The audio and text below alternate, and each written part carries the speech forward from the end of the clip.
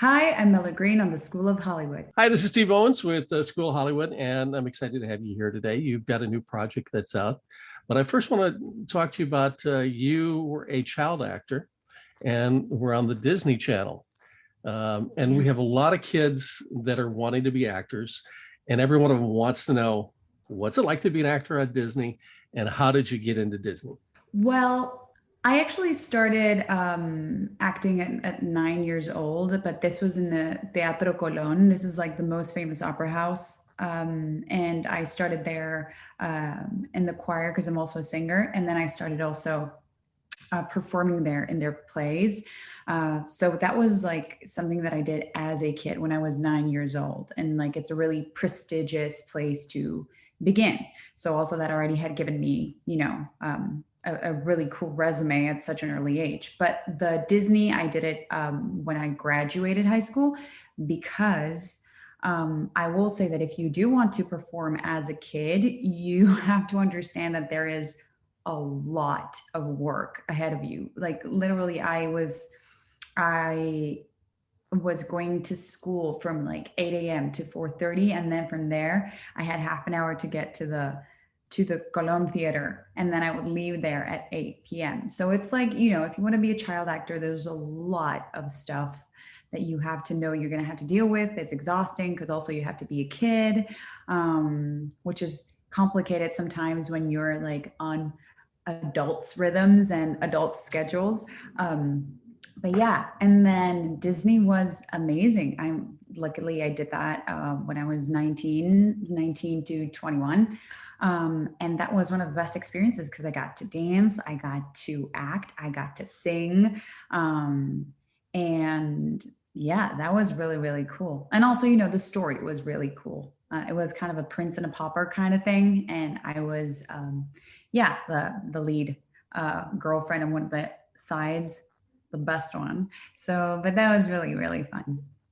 And one of the other questions is that somebody wrote in was, what did you buy as a kid with your first Disney check? Clothing. Clothing. I was just like, my parents did okay, we're middle class, working class, and I did go to a really good school, but yeah, clothing was the first thing I purchased. I was like, now I can belong to this thing that I think I have to belong and be who I think I have to be at this age. Yeah, now I regret it. Now I'm like, oh, I should have saved that money. But you've been keeping busy working, and I saw that you did a pilot this year called Latinx. And here's something that nobody in town actually has the correct answer of what Latinx is. What is it in your mind? Actually there is a correct answer for Latinx, and it's Latinx is a term which doesn't is a non-binary term. So anybody, like, it encompasses everyone. So for example, if I'm a Latina, but I'm not going to say I'm Latinx, if I do refer to many other people that I do not want to assume anybody's gender or whatever, then I'm going to use a term Latinx. And that is why they also use this term in this, because it's men, women, and non-binary people, Latinos, getting together and working together. Yeah, the biggest one that people have said to me is it's short for Latinos that are Gen X. Well, you have a new film that has just come out. It's on a channel called the Passionflix. Where can people find that channel? Well, Passionflix can be found on passionflix.com. You can also access it through, like, if you go to your smart TV, you just search for Passionflix as an app. You will be able to find that. Oh, somebody's cleaning outside. You'll be able to find that. Yeah, that's a sound that you hear in the background. Everything's about acting here. So anyway, you can find it as an app, normal app, just like Netflix. You just look for it on your TV, and then you can also subscribe, and you can use code Claire to get a $2 discount on your 3 months. And this is until November, the 22nd. But yeah, so it's like super easy to access and to find. It just, they thought about it really well when they came up with this. Right. You have a new movie that's called Seduction and Snacks. I do. I do. I also wanted to say that you can also find it on Amazon, through Amazon. Oh, Uh, I do have a movie coming up. Well, it's already out, Seduction Snacks. And yeah, I have the privilege to play Claire, who's the lead in this amazing rom-com, which is funny, sexy, heartwarming. You know, you're going to cry, you're going to laugh, you're going to everything. And yeah, Claire is an amazing, amazing character that I got to play thanks to Tara Civic, who is a writer, and Colleen Dibb Jones, who's the director, and Tosca Musk, who's a producer of Passionflix. So yeah, it's an amazing story. so what are the snacks?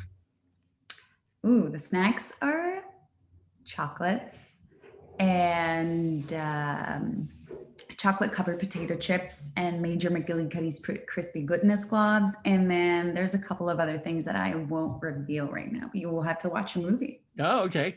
So the question is, what was on your craft service table? It was really good, actually. We had the best food. I mean, I'm not kidding you. It was the best food.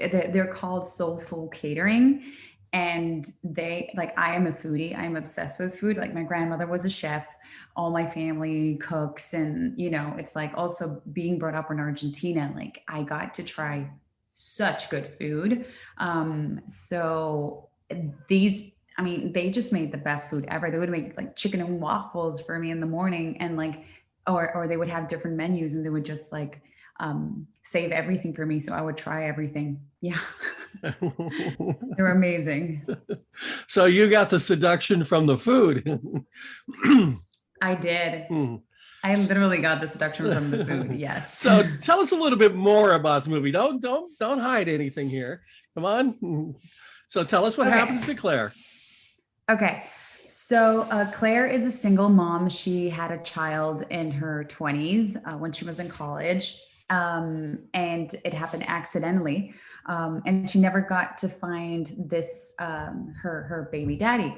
So suddenly one day, years after, Carter comes back to Butler and they meet up again. But the thing is, he doesn't know he has a child. So that, you know, there's a lot of comedic jokes to it, and then things happening in that moment, which is very fun to play with. But yeah, it's a movie that talks about relationships with others, with yourself, you know, also like discovering your sexuality, being a single mother, and also owning up to the fact, you know, that you can find out that you have a kid, you know, 5 years later, and that there is no normal way to have a family, that we all do what we can. The book, it's based on a book and it's part of a trilogy. Is there going to be a sequel in the movie? Oh, I hope so. I would love that. I mean, we had so much fun. The cast had the best time ever. We are all a giant family. And also the books just get better. The third book actually is mostly about Drew and Jenny, and they're like our comic reliefs. They're the best, funniest characters. So yeah, I would love to do not only the second one, but also the third one, because it was just such a joy, such a joy. Everybody was amazing. The cast, the crew. I mean, literally it's a project that was made with so much love and care that just the experience itself was delightful. Great. What do you find the hardest about navigating acting in Hollywood? I think the hardest part is being true to who you are and being yourself. I feel that we are told that we should change sometimes who we are, or modify specific things just to fit in somewhere. But I have noticed that the more I am myself, the better it goes. I've noticed that the truer I am to myself and what I want to do, and if I trust that that will happen, it does. So I think that is the hardest thing about Hollywood. I feel many people come here, you know, thinking that they're going to have to change everything about themselves, when it's actually everything that you are is necessary. You are enough. You don't need to change anything. You just got to trust the process and trust yourself. Have you had to do any other kind of work besides acting in Hollywood? No, I haven't. Fortunately, I mean, not that any other job is bad, but what I'm saying is like this is what I always wanted to do. So I was very privileged to be able to do that, and I still am. I also do voiceover work. I'm also a singer.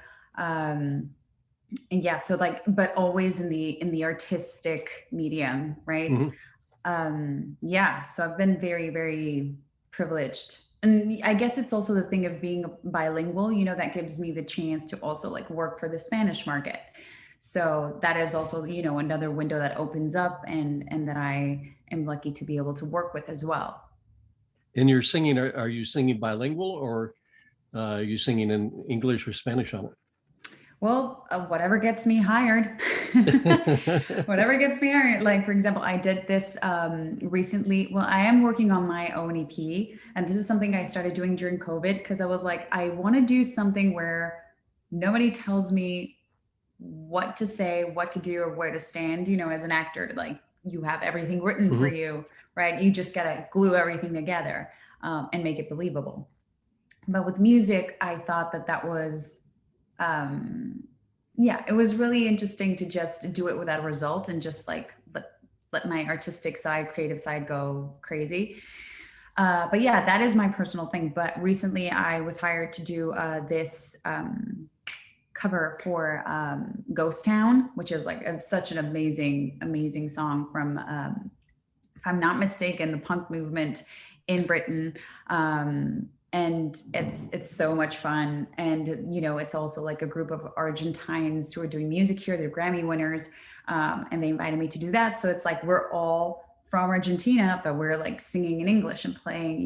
So that was really cool. But any language, whatever I'm hired to do, I can do it. Yeah.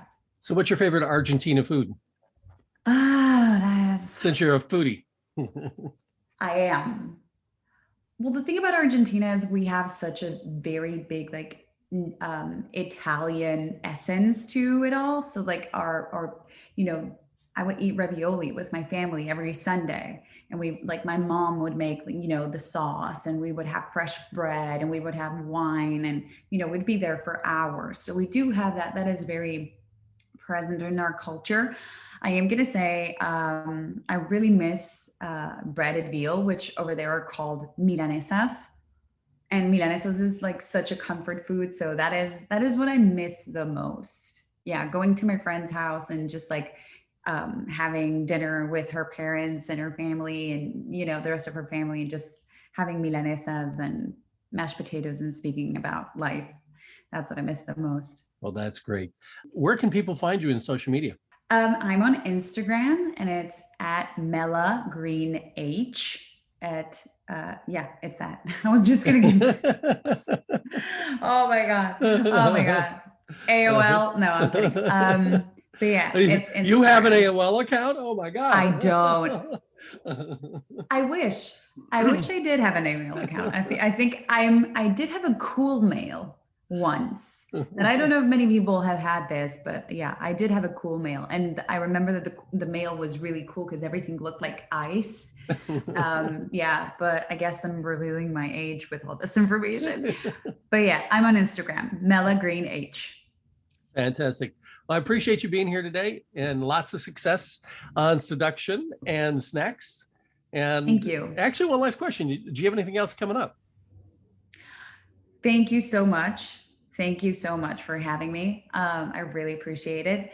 And I do well, yeah. I'm working on the EP, and then there's Seven Sitters in July, which is coming up soon, probably next year. And then what is? Oh yeah, and then I'm doing a campaign for a brand that I love very much. I can't say anything, but I work for them for the Hispanic market, so I'm really excited to get back with my colleagues and get that campaign out and have fun because yeah, it's super fun. Great.